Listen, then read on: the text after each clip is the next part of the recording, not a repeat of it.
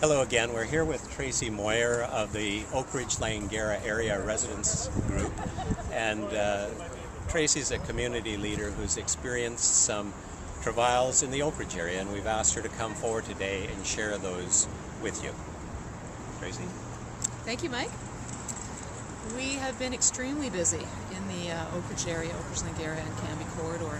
We have huge changes coming. A lot of six-story buildings that are coming on Cambie Street with lots of new vehicles, lots of new people, and then our biggest one, of course, is Oakridge Mall. We have concerns around the cumulative effect of all this development in terms of how sustainable is it, how is it going to affect our traffic flows, how are we going to pay for it in terms of our social and physical infrastructure. We don't see any type of studies from the city yet that are going to give us any comfort that these aspects of infrastructure, even traffic, are being thought of on a cumulative basis throughout the Cambie corridor of Vancouver. Well, Tracey, we know that the Vision Vancouver party is very keen on community engagement. There's been a community engagement task force. As you hear those overtures from Vision Vancouver, how do you equate them to how you're being dealt with in the Oakridge equation? We were actually quite excited when Mayor Robertson told us that through a motion that we were going to have enhanced public engagement regarding the mall's redevelopment. What that is actually translated to is pretty disappointing. The main part of this enhanced public engagement is not actually talking to the people in the neighborhood. What it is a firm has been hired by the development team. It's Brooke Crooney Associates, and they are basically a PR lobby firm, and their job is to shepherd redevelopment proposals through City Hall. That's what they do. That's how they make their living, and they're setting up kiosks inside the mall, typically every second Saturday, and asking people what they think. But of course, the information they're providing is very limited. It's not providing the whole picture, and people are always just getting the upside.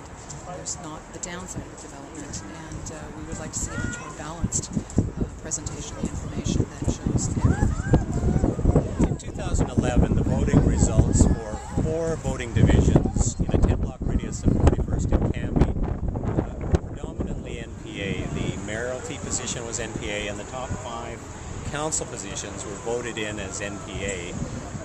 For those voters who voted in that fashion, does this type of engagement sit well with them?